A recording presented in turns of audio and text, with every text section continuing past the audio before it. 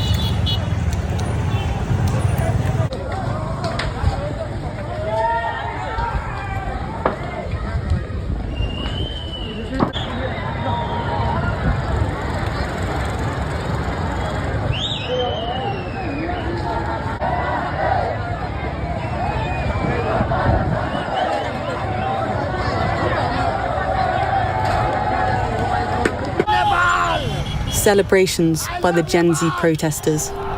The government had finally listened, but violence still continued into the night. Angry protesters stormed into Parliament, waving flags and shouting slogans against the Prime Minister who had just stood down. Government buildings across the capital set on fire as police struggled to hold the crowds. What started as defiance of a curfew turned into full-blown political chaos. This frustration has been building for over 2 decades, fueled by corruption. Every one of us has had enough. These thugs have troubled us time and time again, and what you see now is just a spark ignited by social media. A ban on social media platforms had sparked the unrest, an attack on free speech, the protesters said. But it was the long-felt anger against corruption that fueled the fire. Government corruption and the lavish lifestyles of the elite, whilst unemployment remains high. Protesters clashed with authorities who attempted to push the crowd of hundreds back. The protests have not come without significant losses. So far, over 20 protesters have been killed, with many hundreds more left injured. Tonight, the army has said that it will intervene if the protesters don't stop. Nepal's parliament remains alight, a building that has seen 14 governments in the past 17 years. And for now, the country is left with no clarity on what comes next. Oui, absolument, ce feu qui vient de se déclencher. Alors quelles en sont les causes précisément? On sait qu'il y a eu des tirs de gaz lacrymogène de la part de la police et également des projectiles très importants de la part. Avec ce feu, voilà, vous le voyez, qui est en train de prendre extrêmement fort sur cette façade, au-dessus d'un bar brasserie. On peut voir à l'intérieur les gendarmes, les policiers qui sont en train d'évacuer un à un toutes les personnes qui pourraient encore s'y trouver parce qu'on voit ce feu qui se propage extrêmement rapidement. Regardez sur ces images, vous voyez tout.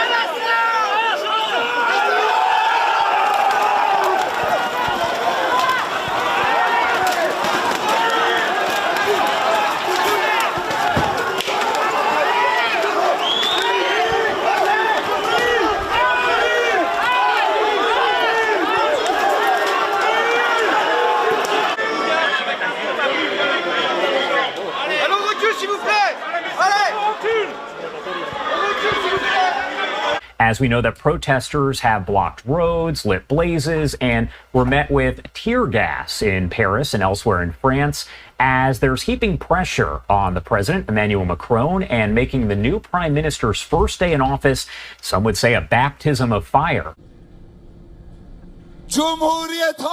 Attacking the Republican People's Party is the same as attacking the Republic. We are not afraid, we are not surrendering, and we won't surrender.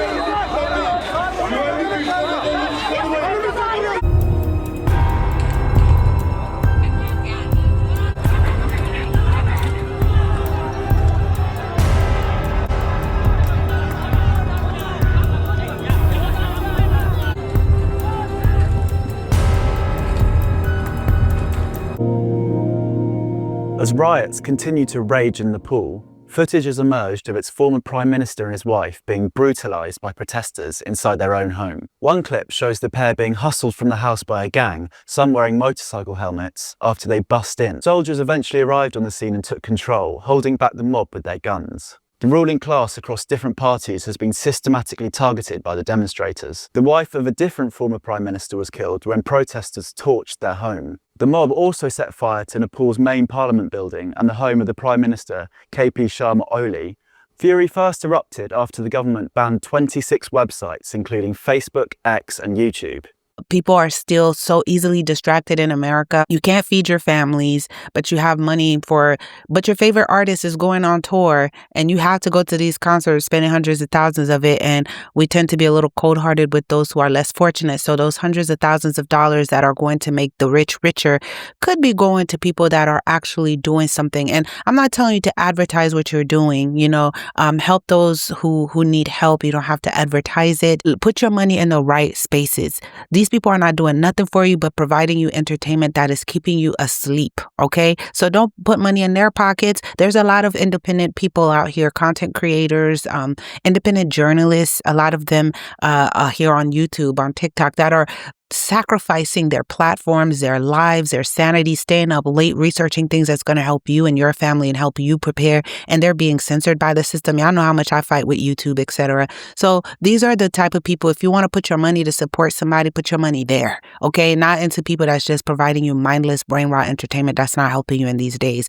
But there is a financial crisis globally. People are not able to provide for their families. In America, the cost of eggs, oh my goodness, comment below, guys, if you can understand what I'm talking about, because when I used to do groceries, just about 3 months ago for myself, groceries for myself for the week. And it never used to be like that. It used to be 3-4 years ago, 5 years ago, groceries might have been for the week for me like $46, $52 for myself. Okay. Now, in about the beginning of the year, it was like 150 something, almost $200, and you're barely buying anything. It's almost like you got to be, listen, you're barely buying anything. And now groceries have tripled, quadrupled for me. When I'm buying a can of marinara sauce was $10, a box of eggs was $9, and I'm talking about the good stuff. The good stuff, the organic stuff that's supposed to make you healthy. I stopped eating eggs anyways because of health issues. But, if there's people coming, there's dishes I still cook for people, etc. And it's insane because I know people that really don't have food right now. And they have kids and, it's a struggle. So when you can, you cook a little meal, you just bring it to other people's houses.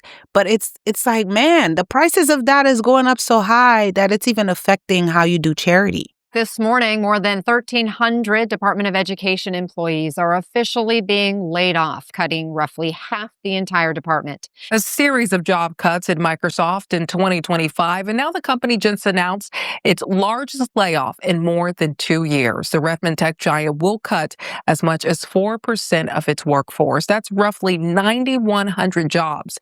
The layoffs will hit the Xbox gaming business, sales division, and other parts of the company. It's not clear how many workers in our state will be impacted. It's yet another round of job slashes for Microsoft. In May, more than 6,000 employees company-wide were let go as Microsoft pushed hard into the artificial intelligence arena. Today's announcement comes a week after Amazon CEO said fewer workers will be needed as AI tools continue to improve. We spoke to a professor with the University of Washington who researches the implications of AI. He says AI is developing fast and companies see their stock prices jump up when they announce layoffs from efficient AI.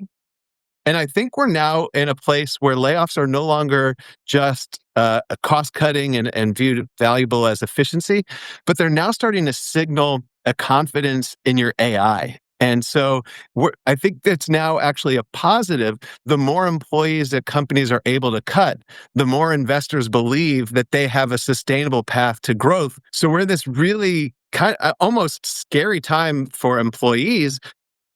He tells us that AI can do a lot of entry-level jobs with the same quality, if not better than humans. We asked Professor Schulman what those implications mean for the future. Companies are seeing like maybe we could replace entry-level workers with AI, but as we evaluate the pace by which these changes are happening, looking forward, who's going to become the senior manager? Who's going to have that expertise that's needed to lead an organization if the people weren't brought in the door in the first place? He notes that AI will likely open up new jobs and industries for humans to work in. However, it's unclear that they will replace all the jobs made obsolete by AI.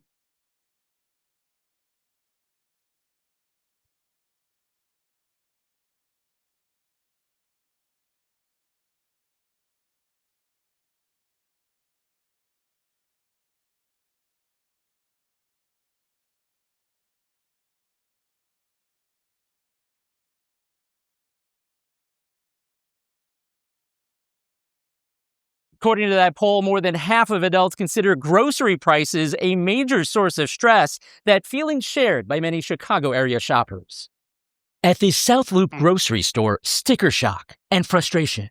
No matter if it's organic or if it's regular, it's still going to be an arm and a leg for it. It's like you're spending your soul on groceries. Tria Hudson of South Shore says regardless of the store, prices continue to rise. We have sweet butters that used to be about $1.99, and this is now $3.29. Eggs went down, but everything else went up. This is sad. And she's not alone. A new poll from the Associated Press and National Opinion Research Center shows the vast majority of adults, at least 86%, consider the cost of groceries a major or minor source of stress, with only 14% saying it causes them no stress. A loaf of bread costs us $4, and it looks like it's getting smaller. Yes. Do coupons help? No. In the past year, the latest Consumer Price Index data shows the cost of groceries are up nearly 2.5%. But since the start of the pandemic, groceries are up 28%. Though inflation has moderated since 2022, prices have not pulled back. I think it's scary, and I don't think it's going to get any better soon. I think that I've certainly stopped grocery shopping as much. Wholesale prices for fresh veggies soared by a record amount last month. Grocery costs are also up 2.2% last month compared to last year around the same time. Like, do you pay your rent or do you buy food? Everyday staples saw significant cost increases in the last year. Coffee up nearly 15%. Ground beef up just over 11%. Egg prices hit by avian flu are falling, but still up more than 16%. $7 for 3 ears of corn. That just seemed twice as much as I've ever seen corn for anywhere. My budget has become double for food shopping.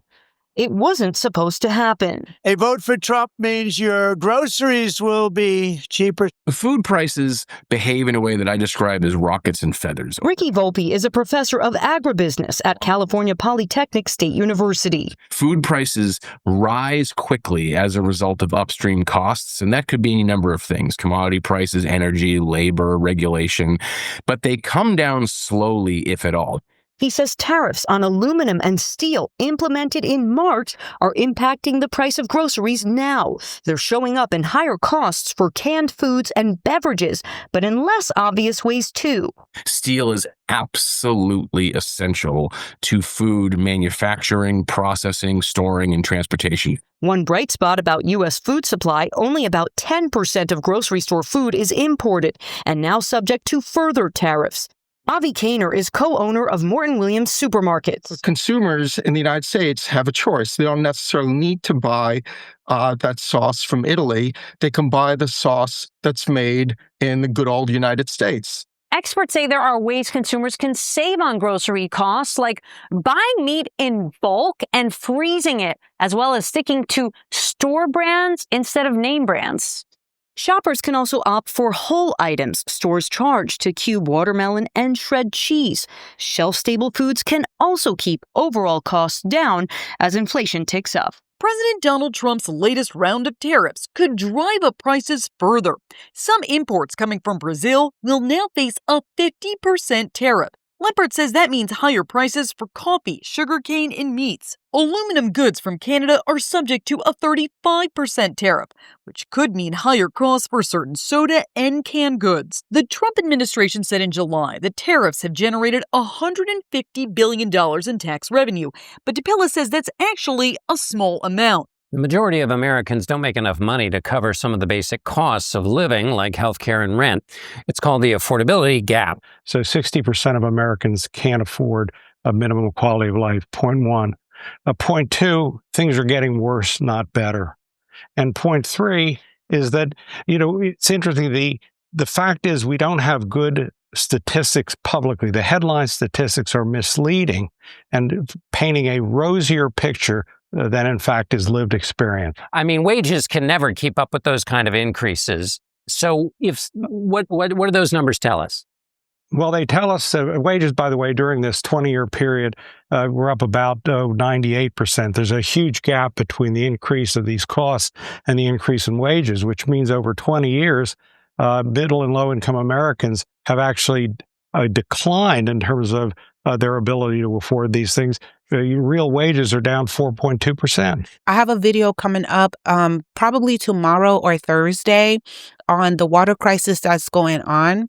We have a water crisis going on. The Nile River is drying up, the Euphrates River as well. We're going to connect that biblically and then show you guys what's going on, but also the water crisis that is happening because of artificial intelligence and ChatGPT. We're going to get really deep. That video is coming up either tomorrow or Thursday, depending on how much time it's taking me to edit. Because this video, I woke up in the crack of dawn to do because I stayed up all last night. I didn't sleep, y'all, because I'm like, who people need to know. Everything is happening a lot quicker than I expected. So I'm like, these messages are urgent. So I have to stay up and work on them. So when I'm done with this video, I'm going to start working on the water crisis video. You don't want to miss that. This is why the water crisis, I explain further why you've noticed that your water bill has been increasing lately or why your energy bill has been increasing lately. This is not a coincidence. This is not a coincidence. And I'm going to tell you how to prepare for that as well and how to cut costs. So you don't want to miss out on that. Comment below if you've noticed even that lately. On the campaign trail, President Trump promised to cut America's electricity and energy prices in half. New data, however, shows prices are actually rising more than twice as fast as inflation. And analysts say there are a few things really driving up the costs here. One of the biggest, though, is AI. It is getting increasingly expensive just to keep the lights on. If you look at the overall inflation rate, it's 2.7% as of July. But look at this, electricity prices are rising twice as fast. Starting on the demand side, including the fact that more people are using electric vehicles, so that means more demand on the power grid. But the big one is artificial intelligence and the data centers that power the AI boom. They're consuming enormous amounts of energy. And that means that demand, which for the longest time was basically static, is suddenly increasing rapidly. And then on the supply side, analysts say that the Trump administration's efforts to keep alive some coal power plants that were slated to retire, that's adding to costs. And then, of course, there's all the pressure on wind and solar from this administration. No matter the reason here, government forecasters, they say this trend, Erica, is going to continue. And obviously, if that happens, this is going to be another cost of living issue that has major implications both for the economy and for politics. There are also questions about health insurance and the costs going up yet again next year. What's happening there, Matt? Yeah, there is a new survey out from Mercer of about 1,700 employers, and they're saying that they're projecting next year a 6.5% increase in the cost of employer health benefits. That would be very significant, the biggest since 2010. Now, some employers are going to try to offset that, but that likely means higher costs for all of us employees, out-of-pocket costs when you think about co-pays and deductibles. So why is this happening? Well, again, there's a number of different factors. They mostly boil down to pricing pressures and also more people using the healthcare system, including the fact that there's these popular but expensive GLP-1 drugs like Ozempic, expensive cancer treatments, and increased access to mental health services. The bottom line here, Erica, is this is another cost of living issue that is moving in the wrong direction. And then let's not even talk about the cost of living, housing. It's crazy. It's crazy, crazy, crazy. The cost of living, even a studio bedroom that probably would have been $700-800 just 4 or 5 years ago. Right now is $2,300, $2,600, starting at $2,600 for a 500 square foot studio in Florida. I don't know what it's like in your state, but Florida used to be pretty affordable.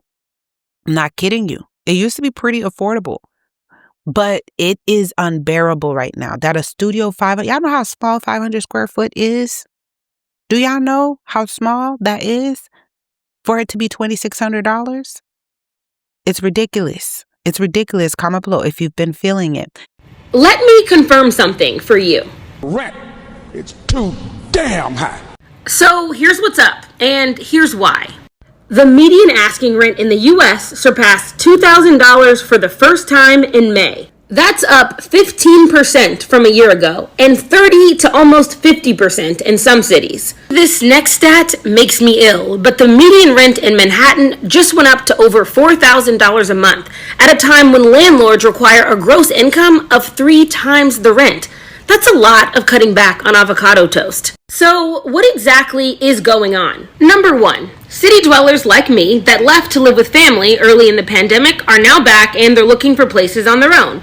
But inventory is down thanks to a shortage of both materials and workers. It's classic supply and demand. Number two, the housing boom of 2021. It priced out a lot of people and now more are forced to rent. Number three, landlords are now raising the rent significantly following the freezes of the last 2 years. No joke, this is a text from a good friend of mine who just received his new lease. Insane. Number four, in the Sun Belt, where millennials have been flocking, investors and big corporations are buying almost 30% of the homes that are available for regular home buyers. And then they're renting them out, and therefore playing a pretty big role in setting these ridiculously high rental prices in places that don't normally have them. The U.S. government's about to crash our economy, cause a recession, and crash the stock market on purpose all at the same time. Now, if you've been waiting to buy a car or buy a home, things are going to get cheaper. But let me explain, it's not just Trump that wants to crash the economy, it's the Federal Reserve that needs this to happen as well. Now, first off, the stock market, I said back in December it was going to crash at least 40% for the NASDAQ this year. A lot of people laughed at that, but you need to understand 2016 Trump and 2024 Trump are two totally different people. Trump is on a mission. He's on a mission to cut government spending and to cause deflation. He wants things to get cheaper. That is not ideal for the overinflated stock market. Now, the Federal Reserve, their debt, their trillions and trillions of dollars that they need to refinance this year, they cannot refinance at the current interest rate we're at right now. They need the economy to contract and to go into a recession so they can actually cut interest rates and refinance the debt that they have. Now, Trump also has many promises that he's made as well, and he cannot accomplish those without causing a deflationary state. You cannot cut government spending and cause the economy to contract without going into a recession. So will there be some negatives from this, like job loss? Yes, but this will cause many things that many people have been looking for, like home prices to fall, interest rates to become better, and people just to be able to afford loans in general. So this is what's about to happen. The government is going to intentionally crash the economy. Now, for those of you that say, oh, well, Trump's just causing a recession, the fact is we had an inverted yield curve in 2022 that ended in 2024, and no matter who got elected, we were going to go through a big recession. Hedge funds are saying the stock market's going to crash, and the word recession is everywhere right now. Now, since September of 2024, I have been telling you that in 2025, we're going to see a recession, we're going to see the stock market crash, and in 2024, it was a terrible time to buy a home. In fact, I still think it's a terrible time to buy a home. But it's not just me saying recession anymore. It's all over the place. I was just a little bit before everyone, and not everyone with this size of clout can announce it as early as I can. Even JP Morgan is giving you the 5 reasons for recessions right now. And even the economists are saying we're at about a 70% chance of a recession.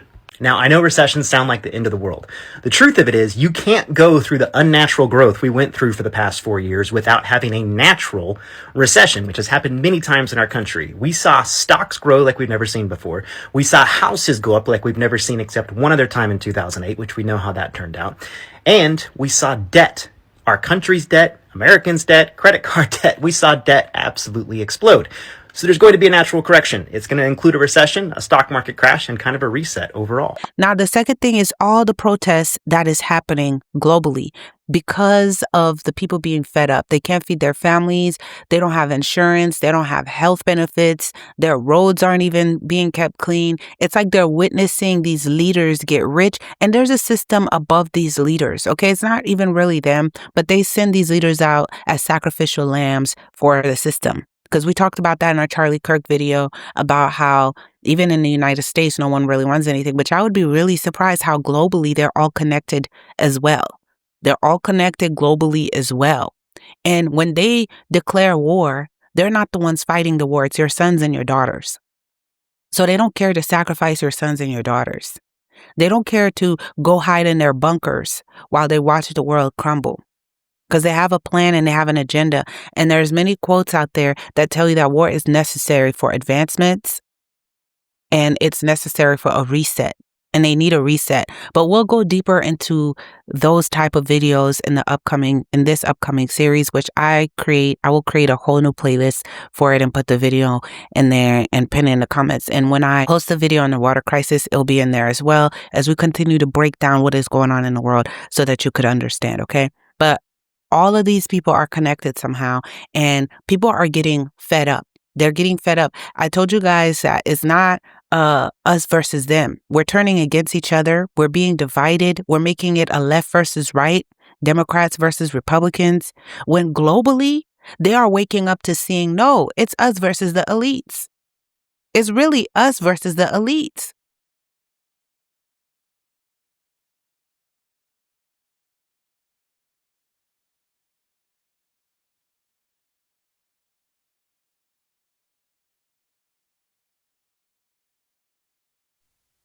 Don't scroll past this. I need you to just listen for a second. You ever notice how we sit on TikTok scrolling and we watch these famous people, millionaires go live, and we just start throwing the money for no reason, $5, $10, or $100, so that they can buy another Lambo while we're out here struggling for rent? They're rich because we keep making them richer. And what do they give back to us? Absolutely nothing. So I had this idea. It's so simple and disrespectful to the system. What if we stopped feeding the rich and started feeding each other? Just to give you some information, there's about 24 million millionaires, 24 million millionaires in the United States alone. And yet we're all still struggling because we're following their system. Now, here's where I need you to follow me at, all right? Stay with me. If I had 1 million followers, just me, 1 million followers, and every month we pick at least 10 people 2 times a month, that's a part of our community, randomly, of course, and to the first 10 people that win, a part of our community, each person in our community donates $1 to them. $1. We have now just created 10 millionaires in our community. But again, we're going to do that twice a month, which will equal out to be 20 new millionaires in the world, thanks to us donating $1. So in that month alone, you actually only spent $20. That's 20 new people's lives changed forever. Not from luck, but from us choosing each other. Again, the rich stay rich because we make them rich. We make them rich. Understand, a lot of people may laugh, but this isn't fantasy. It's simple math. It's trust and it's time. Right now, I don't have 1 million followers. I don't have a mansion, and I'm not famous. Probably like majority of you is going to scroll past this video today. This starts with you. Now, we all need to come together and talk about the economy and how our president's spending our tax dollars at NASCAR races and Super Bowl games, and how the tiny group of people keep getting richer and richer. I mean, it's like an economic magic trick. But instead of pulling a rabbit out their hat, they pulling money out our pockets. It's like, how can a country be struggling while billionaires are just throwing money around? Y'all know every empire that started sinking had the same pattern. When times were good, they got a little more generous, kept shit smooth, avoiding strikes. But when shit got hard, they didn't say, let's all pull ourselves up by our bootstraps or let's all tighten our belts. No. They said, you pull yourself by your bootstraps. Tighten your belt while they was over there buying another yacht. Did y'all know that the 300 richest people, the billionaires around the world collectively, make $6 billion a day in 2024? $6 billion a day in 2024. And we've been over here trying to figure out how to put groceries in our refrigerator so we can eat.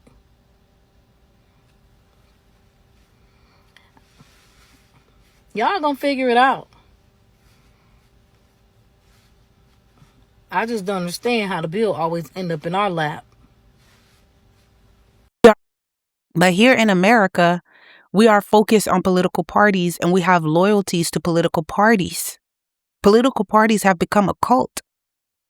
And we put political parties above each other. There was a time during the civil rights era where there was a lot of, they don't teach you that in school, right? They don't teach you this type of education in school. But do you know there was a lot of white people that participated in the civil rights era? There was a lot of poor white people that participated in the civil rights era.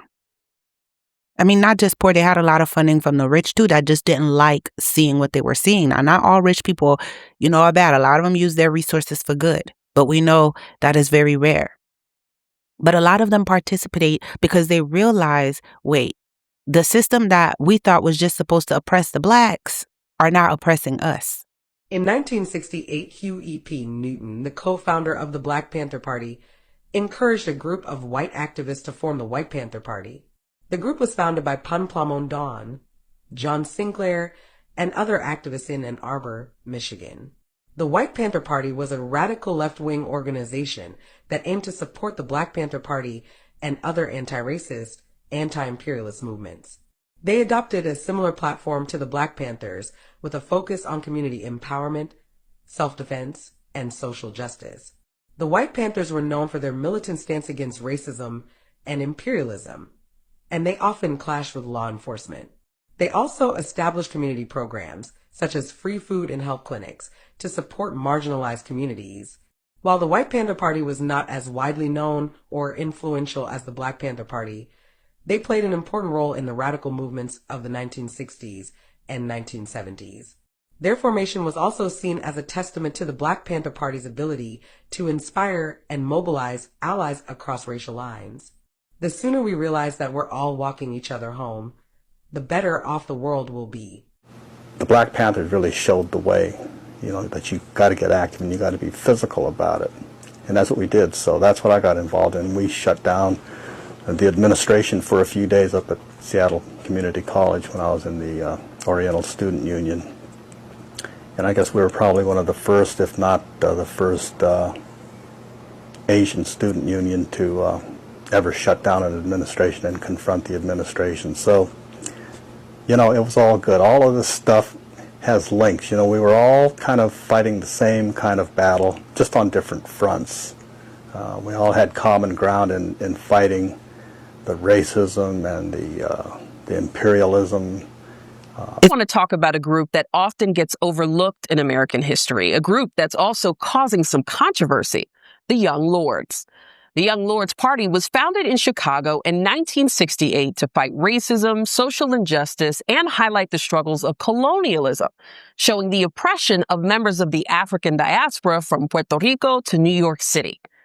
Wearing berets and playing no games, in 1969, they took over the first Spanish Methodist church in East Harlem for 11 days, calling for it to be used as a community center to provide vital services like breakfast for children, healthcare, and drug rehabilitation programs. It may sound ridiculous, but this all links up to what's happening from Vietnam to Puerto Rico to Gaza. Don't ever forget that without you here, see, our children have had it.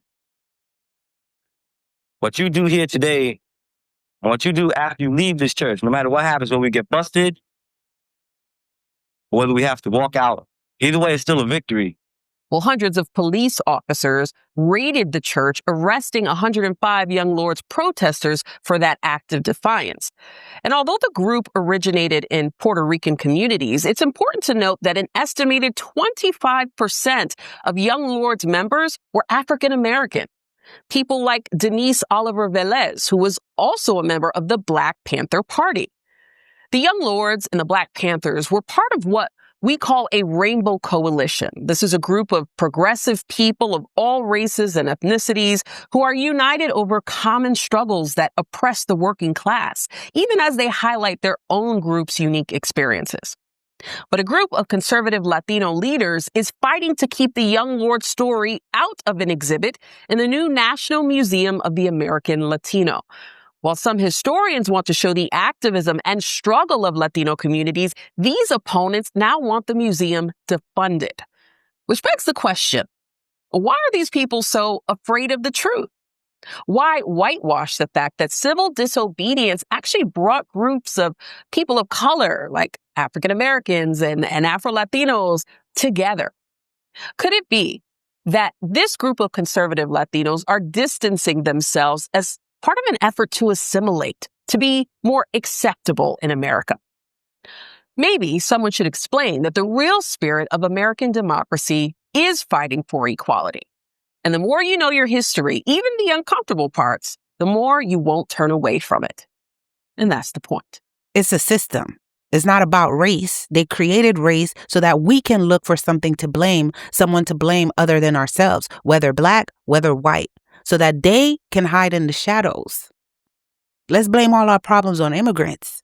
Your issue is not immigrants. I'm telling you right now, the deeper you look into this, they want to give you someone or something to blame for what they want to do. So they build up that hatred for immigrants. They build up that hatred. Oh, make it a race war. Any crimes that happen, it's a race war. And they need to do something like what's happening in D.C., what's happening in Chicago. Yes, they wanted. Somebody did ask Karine, what do you mean by that? Are you saying they're trying to take away our guns? Of course. Of course. And I'm not somebody that's pushing for, hey, don't put words in my mouth. I'm not pushing for that. But let's reason together real quick. People are saying this only happens in America. All the school pew-pews that's been happening. This only happens in America because America has weapons and this and that. But hear me out. Shootings that have been happening have been professional hits. Even the one with Charlie Kirk, I told y'all that was professional. That was an inside job. That was an inside job because even security detail, a lot of the shootings that have happened, they have military grade weapons, guys.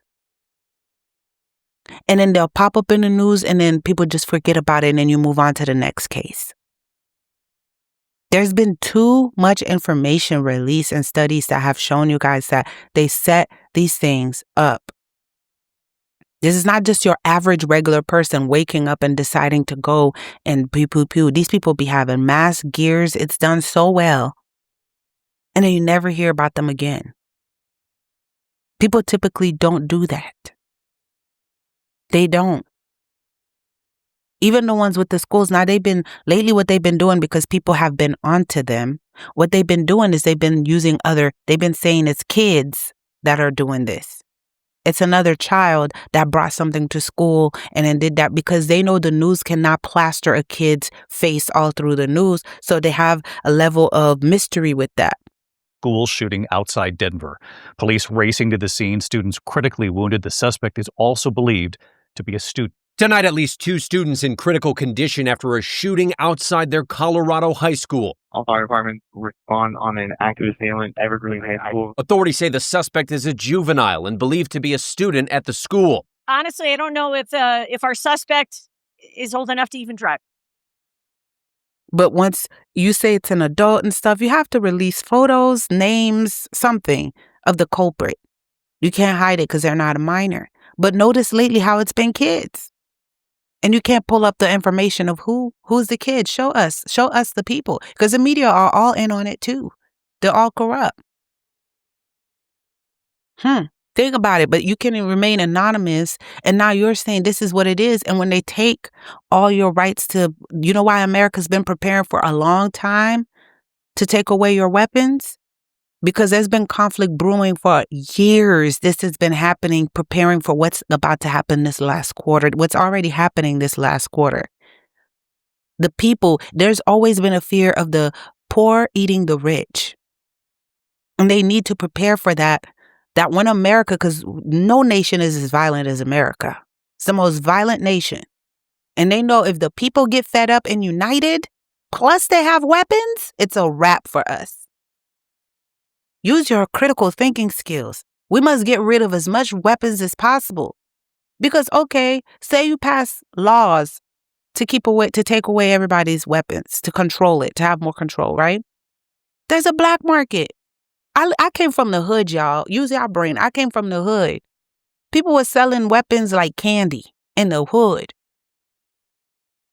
There's no regulations. And even with regulations, there's always a black market. There will always be a way for the people to supply themselves if they want to. And you think people care about, look at these protests happening globally. The people didn't have guns. Yes, they took their guns for them, but when the people want to rebel, they burn stuff down. They stop going to work. They crash that economy. They crash the system. You don't just need weapons to revolt. But in America, what's dangerous is everybody has a weapon. So now imagine protesting and everyone has weapons and everybody's on edge. Everybody's upset. And the mental illness, that is pretty scary to imagine. So they don't want to have to deal with that. If you're going to revolt because things are not getting better. I've been telling people since 2020, we've been in a global war since 2020. We've been in a global war since 2020 and everybody's been asleep. Which is the next thing is that World War III. People are not aware of how we are in World War III. We won the World War I, World War II, It was called the Department of War. Donald Trump has announced that the Pentagon will be rebranded as the Department of War. As the leaders of China, Russia, and North Korea put on a united front, the US president Trump will sign an executive order renaming the Pentagon as the Department of War. The name Department of War conveys a stronger message of readiness and resolve. The Department of Defense was previously known as the War Department from 1789 until 1947. This announcement comes just days after China's largest ever military parade. 中华民族是不畏强暴、自立自强的伟大民族。 The country's military spectacle saw 10,000 highly choreographed troops alongside ballistic missiles, autonomous drones, and robot wolves. World leaders like Kim Jong-un and Putin were invited to watch, but few Western leaders were in attendance. And they were hoping I was watching, and I was watching. But is this all posturing, or a sign that the US is genuinely moving towards a war footing? Well, tensions between the United States and Russia have dramatically escalated, and now a Russian official is talking about the possibility of World War III. Including hypersonic missiles that could threaten U.S. ships, giant lasers to blind pilots, and underwater drones that look like submarines. The show of power and precision was highly choreographed for the cameras, with over 1 billion people watching on television here, all of it providing clues about how China and the PLA see the future of warfare. China is estimated to have the largest program of uncrewed underwater vehicles. It's also developing unmanned aircraft, known as loyal wingmen, that will use AI to fly alongside fighter jets. The parade was a show of China's ambitions to recast a world order dominated by the U.S. with an Eastern-led alliance. As Xi Jinping is flanked by Putin and Kim just over there in an extraordinary show of unity. President Trump's tariffs putting a strain on relations with China, Trump lashing out on social media, accusing Xi of conspiring against the U.S., saying, "Please give my warmest regards to Vladimir Putin and Kim Jong-un as you conspire against the United States of America." Australia is hosting its largest ever military drill, Operation Talisman Sabre, involving 35,000 troops from 19 countries. We're doing this to prepare for deterrence, to prepare for peace, as well as to prepare for operating with our other teammates, our allies. In addition to a show of force, it's meant to strengthen how U.S. and allied forces work together, side by side, in complex air and amphibious missions. The goal? Send a clear message to Beijing that any move on Taiwan won't go unanswered. China, you're a big country. But you're not going to be able to impose your will on Taiwan because the rest of us will counter you.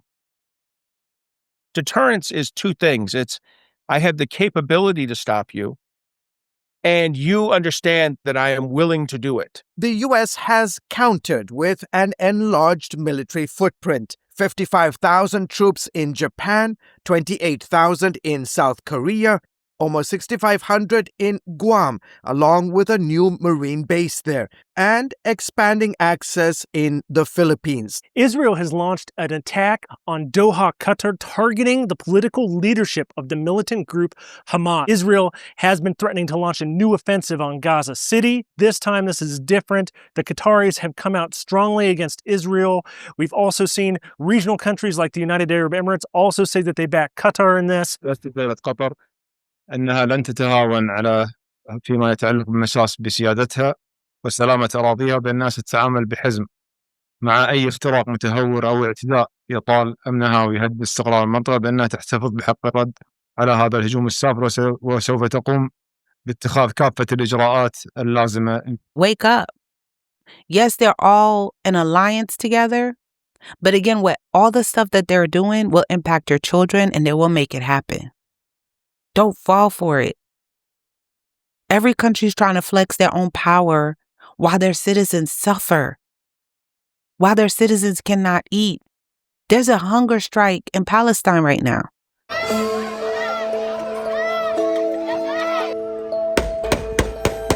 Child hunger is increasing across the Gaza Strip. Some of those kids are That's real starvation stuff. I see it. The IPC, the UN-backed scientific authority on food emergencies, reported famine conditions in Gaza. Pallets of food at this massive stockpile on the border could help address that suffering.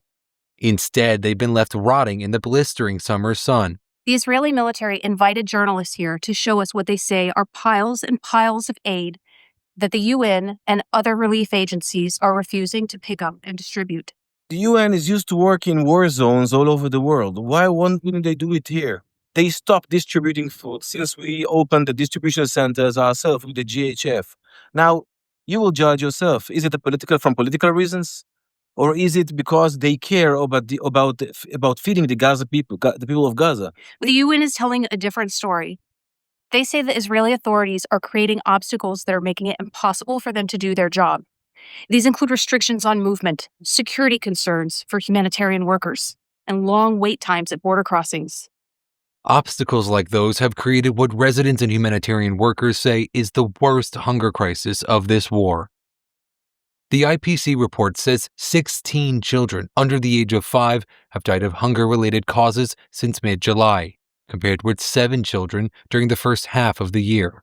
There is no policy of starvation in Gaza, and there is no starvation in Gaza. These are the faces of hunger in Gaza, a crisis affecting hundreds of thousands of people in the besieged enclave, like this group of children at a soup kitchen in Khan Yunis, crushed by the crowd, pots clanging, begging for handouts. "I can't breathe," says this girl as she's pushed against a metal barrier. Others cry in pain, their bodies squeezed by the sea of human misery all around, arms lifted in the air. A girl is pulled out, losing a shoe on the way up. A United Nations assessment in October concluded that 1.8 million people in Gaza are experiencing, quote, extremely critical levels of hunger. "I can't feed them. I can't get them water," he says. "I prefer death to this." "I can't do it. I can't do it," he repeats again and again. In central Gaza, a compact crowd outside a bakery, hundreds trying to buy bread. Little by little, the horde swells, and the swarm of people sways back and forth and from side to side, body against body. Shortly after these images were filmed, 3 women were crushed to death. 17-year-old Rafah was one of them. Her father, Osama, falls to his knees. "It's enough, God. We are tired, God," he screams. For those left behind, the hunt for food will begin anew the next day. Guys, these are the things that matter. And again, this is not to scare you. This is not to make you afraid. This is to let you be aware that instead of going on the shade room today, go read up on what's going on. Go lock in. If you are watching this and you are a Christian Bible believer, I don't like the label. I don't even like the label Christian. You follow the Bible because a lot has been corrupted. We can get into the history of that some other day. But if you are a Bible believer, you believe in Yeshua, please lock in more than ever. This is the time of the sealing. This is the time of the sealing. The sealing is wrapping up. This is what's happening in this last quarter. The sealing is wrapping up. And once the sealing is done, those plagues, things will happen so quickly, you'll be stunned. You don't know how quickly overnight things can change. Things can change overnight. Lock in. Don't make this a race issue. Focus. This is a salvation issue. Because everything the Bible says would happen, happened. I already did my Babylon video, which I'll put in this playlist as well at the top of it. If you haven't seen the Babylon prophecy, Revelations 18, the breakdown of that. But the Bible has shown us over and over again, God has not lied. He cannot lie. So lock in with who can preserve your soul. in these last crucial days. Stay prayed up. Do not fear. What's to fear if it's meant to happen? The only reason we have fear is because we're not ready. We're not ready. And we feel like we're not in the best condition. Even if you're atheist right now, you're not a believer. You haven't accepted Yeshua into your heart yet. You don't believe in Yahweh. Now's your chance. The Bible says, if he knocks, answer. Don't harden your heart. Seek him while he can be found, because there will be a time you will not find him. The ceiling is over. This is the time to find him. Pray. Ask him to reveal himself to you, not in a mocking way, not in a way to disprove him, but that he may enter your heart and that you can be ready, because he's coming. He's coming soon. It's no longer the generation of just, oh, Jesus is coming soon, Jesus, and everybody go sit and wait. No, this is the time of the end. This is prophecy. All of the things we heard is going to happen now. I know this. This is no longer like he told Ezekiel. Will you hear? Oh, these prophecies are from old. They never happened. Our parents been saying this forever. Darling, look around, wake up. And this video is just the surface, not even the surface. We didn't even scratch the surface. And y'all know I can go deep on this channel. Y'all know. But I want y'all to be prepared to receive these messages too, that they're not just entertainment. Don't look at this video like it's just entertainment. Like God told the prophet Ezekiel, they come and they listen to you for entertainment, but they're not receiving the word. They're not transforming their lives for real. They just want to be entertained. They like what you hear. You like my videos because though you might not agree with me, you like some of the information I share, but it's not reaching your heart. Open your heart. Let it reach you. Don't fight it. My sheep know my voice. Part of you know this is truth. You feel it. That's because you're his sheep and he's talking to you. Give your life to him. I will always give this call and these videos because time is short. It's not the time to be scary. It's not the time to move all gently, walking on eggshells with people. And if you've been in the body of Christ for so long and you've been lukewarm, you're not telling and preparing people. You're scared to share a Bible verse on your story. You're scared to even share posts like this. I'm telling you right now. Can you imagine? Can you imagine meeting Yeshua in the clouds? And as you look down, your loved ones are screaming at you, why didn't you tell me? Why didn't you tell me? Weeping, gnashing of teeth, terrified. And you're looking down at them and you think he's just going to look at you and embrace you with open arms and be like, oh, I'm so proud of you that you didn't tell no one the good news. You didn't spare anyone's life. You didn't plug anyone out of the fire. I'm so proud of how nonchalant and how casual you took your walk with me. Go out and minister. If there's one thing you can do in these days to spread the message around and warn people, I challenge everyone. If you're going to do it, I want you to put a white heart in the comments. That if you have a social media, I don't care if it's a TikTok, Instagram, or Facebook. If you have any social media platform, do a small video testifying of the coming of Jesus. Speak about the love of Christ, not doom and gloom, but about his love. What has he done for you? What has he done for you? Why have you accepted him into your heart? Because love is what draws people near. Testify of that in his coming and give the warning out. And if you don't have social media, you avoid social media, etc., then share a video like this with your loved ones. Or have a conversation with somebody, your coworkers. Don't be scared. You're a nail tech lady. You're a lash tech lady. You know, ladies, what I'm talking about? No matter who it is, share a moment. Share a verse. Spread the news. And if you're too shy, let your life be a testimony. Not all of us are called to talk. We all have our different spiritual gifts. But is your life a testimony of Jesus? is it? How kind are you to people? Can people say, I want to know what you believe in? Because you are full of love and compassion. You are kind. You are giving. You do not sit by and watch people struggling and just keep going. You have extra food at your house, you go share. You pray with people. You pray with the sick. You're not sitting here gossiping, watching mindless entertainment, listening to songs of people just cursing and fighting. Not in these days. Cut all those things from you. Purify your hearts and get ready to meet our King, for he is coming soon.